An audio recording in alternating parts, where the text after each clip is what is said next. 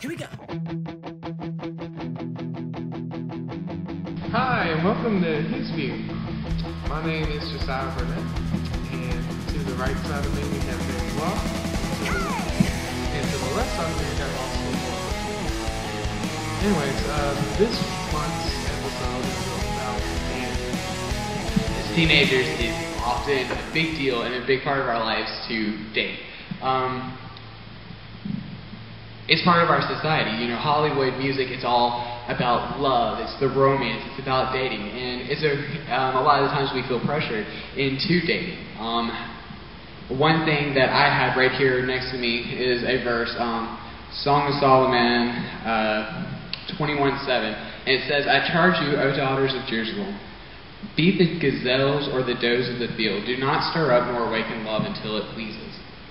This has become probably one of my favorite verses whenever talking about dating and love, because it's so just direct, and it's saying, you know, be patient, don't stir it up. Love will awaken in its correct timing. And what I have found is that if you will just seek after God with your whole heart, and allow Him to guide you and put yourself in His will, in His perfect timing, He will reveal to you your perfect mate. The whole reason in even dating is to simply find someone you can spend the rest of your life with and reproduce. So we really have to make sure that we are in situations today. We are mature enough emotionally, psychologically, spiritually, Physically. Yeah. Well, it's like that you say, you know, when you're talking about dating, you know, dating is basically two forms for us. Regular dating and fun dating. right? Now, I've done a little bit of both in my time. You know, it's just, there's fun dating. Yeah, we definitely have. Of course, but, you know, it says some people aim to date as many people as they can just for fun. The purpose of dating for these people is to have fun and meet as many people as they can. However, while a Christian may also enjoy dating and may date more than one person, his purpose in dating, his or her purpose in dating, is to find a suitable mate for marriage. Right. While many people date with the idea of finding someone to marry, marriage is the primary focus for Christians in the dating world. And basically, when it's talking about dating, we're also talking about love here. In Right. 1 Corinthians 13:4-7, it says, love is patient and kind. Love does not envy or boast. It is not arrogant or rude. Love bears all things, believes all things, hopes all things, and endures all things. And that's basically what love is all about. And that's when love relates to dating. That's why Christians are dating. Simply because it's all about love. Right. When I was in India, we actually had a session or a lesson on relationships. It's probably one of my favorite lessons because it was really a big eye-opener to me whenever I finally came to the realization, oh my God, I don't have to date. I don't have to look at a girl and go, could I marry her? Do I see myself there? No, because as long as I am following God's will, as long as I am doing what He wants me to do, I can trust that I'm not going to have to date all these people and suffer the heartbreak and the emotions of being in a relationship at such a young age. But if I would just wait, as Solomon said, wait like the deer and don't stir up love before it's time, then God will bless me with my perfect girl and His perfect timing. And everything will be perfect because God orchestrated it and not me. Dating is a tough subject to break down in our society. Basically, 50 years ago, I'll bring like a flashback to you. Back in 1975, my parents' first date. They took my dad's car, and they, you know, just drove, and they went to a gospel singing. That's what a basic date was for Christian people back then. Now, we don't have those kind of options like they did back then. We have to find those simple ways, like just sitting in a restaurant and just talking for about 2 to 3 hours. Right. And, you know, we feel we have a lot more pressure, too, you know, with society sitting there saying, oh, it's okay to have marriage before sex. It's not. When they're saying, you know, find your girl, you know, get out there, date, that's what teenagers do. You don't have to do it. You do not have to. You can wait. You can make the decision to hold out and to say, I'm going to wait on my one perfect girl, and I'm going to follow God's heart, because, in all honesty, in order for a girl or a guy to find your heart and to win your heart, they must win God's first. Because they should have to go through Him to get to you, because that's how focused you should be on Him and His will for your life. The world says that it's okay to be intimate with anyone that you want to. Of course, a Christian will encounter those things that you just talked about. In our society, even in my parents' society, my grandparents' society, they still had that. They still had those same things in regards to being pressured to having sex before being married.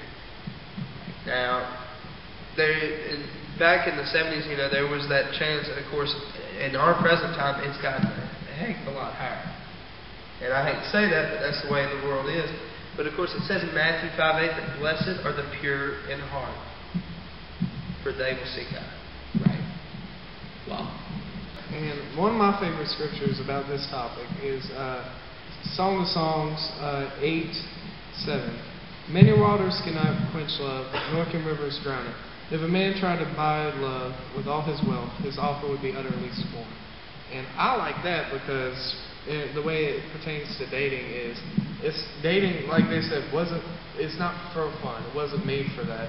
And I'm not really sure if Adam and Eve dated, but it was made by Pretty God. sure they were just kind of created for each other. Yeah, but still, the thing is, dating has its place, but it's to find the one person that says, I love you for who you are, and nothing is going to change that. And the main focus of your relationship shouldn't be each other, because I know I've been there, and it's hard. It's hard even when a relationship is based on God, which is what it's supposed to be based on. Yeah.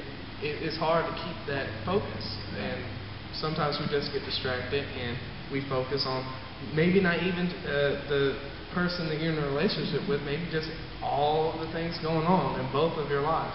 Well, basically, what you're talking about, Josiah, is commitment. Right. And of course, commitment is a hard thing to do anyways. Even not in marriage, in a friendship.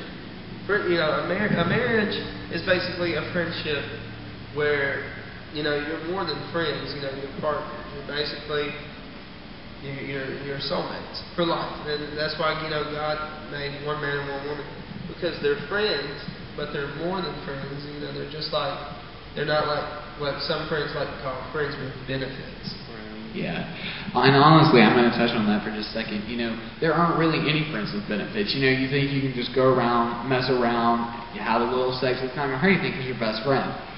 The truth is, you are messing with their emotions. When you decide to become sexually intimate with somebody and sexually active, there is a bond between you that can't be broken. And whenever you're just being used as a sex toy, pretty much, or you're just being used to learn, well, you're only hurting that friendship, and you're only hurting the person you're doing it with.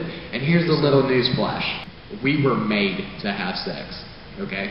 It's not going to be that big of a deal.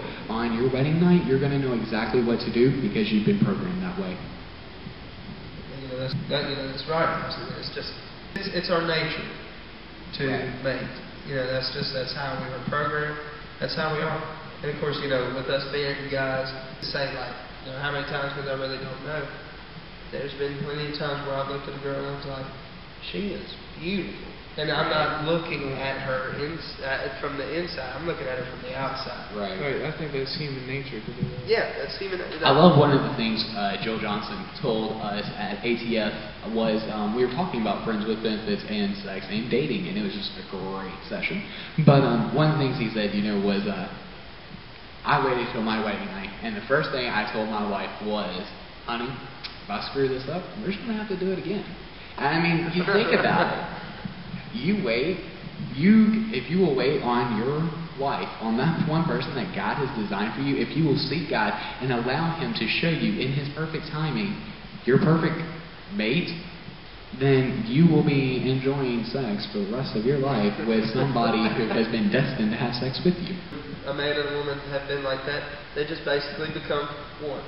Right. And of course, it says in Genesis 2:24 that therefore a man shall leave his father and his mother and hold fast to his wife, and they shall become one flesh. That's basically what we're talking about here with love and this relationship and commitment. In order to be one flesh, you have to submit. Right. Well, I'm going to kind of go back to what I was saying earlier about, making sure that you were ready to date. And somebody go, well, how do I know, when I'm ready to date, or when it's time for me to date, or when God wants me to date? Number one, God will show you. And number two, check out these factors. The whole point of dating, as we've made clear, is in order to find your perfect person. If you are still living at your parents' house, you have no source of income, and you can't even support yourself, you are in no position to support anybody else. So therefore, you can't even think about mating or finding your person. Marriage, you can't think about that.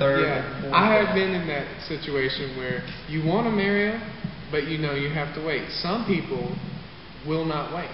And I can understand where you would get that urge from, where you would want to not wait, but you have to. You have to show some kind of self-control there, because it won't work out. It'll just end in heartache, whether it's sex or getting married or whatever it is. When you have a good job, maybe you're out of college, maybe you're in college, but when you can't Not McDonald's. Not unless you own McDonald's or CEO or something. That would work. That would work. If you have a good job and you can support yourself and you're living your life and you are following God's plan, guess what? You're not going to have a problem finding a person. But, it may take a few years, but just continue to wait on God. Continue to wait on God to show you who that perfect person is. Focus on Him. In the words of David in Psalms 37:4, says, "Delight yourself also in the Lord, and He shall give you the desires of your heart." Focus on God. He knows your heart. He knows what you want. And He will be faithful to supply it for you. Having to wait for marriage, that's a key thing related to commitment. And of course, also when I look at dating, it's mainly like beliefs. Right. And of course, I have a friend of mine that I used to work with at Chick-fil-A when I was working there. And of course, he left long before I left. His name was Robert, and he had beliefs that that he's a Church of God. He loves it. And he met his future wife, Brittany, who is also Church of God. And he told me, it's just like, when I was 18 and I first saw her, I was just like, I really don't know about it. I'm concerned. I just really don't know. If she's Church of God, then I might date her. And of course, it's just beliefs, Right. But of course, they went through their dating time, and of course, they moved in together. They did not have any form of intimacy except for kissing. Right. For 6.5 years. And then they got married. And then they got married. Right. And he said that's the best decision that he has ever made to do. Well, just wait. Yeah. Just do not. Dating is such a big subject, and it's such a part of our culture, and it's such a part of our lives here as teenagers, because we do have those hormones. We do have that physical attraction. And I encourage you guys, if you feel like God's leading you somewhere into a particular person, pray about it. Ask God to give you divine appointment and to show you evidently what He wants and what His will is for your life, and chase that will, because in the end it'll be worth it, because God's plans are bigger than ours, and God sees more than we see. His ways are higher than ours. Sex is never in God's will unless you're married. That about wraps it up for His view today. But I encourage you to keep seeking, keep asking questions about this subject and other subjects, but dating's a big... Bye. See you later.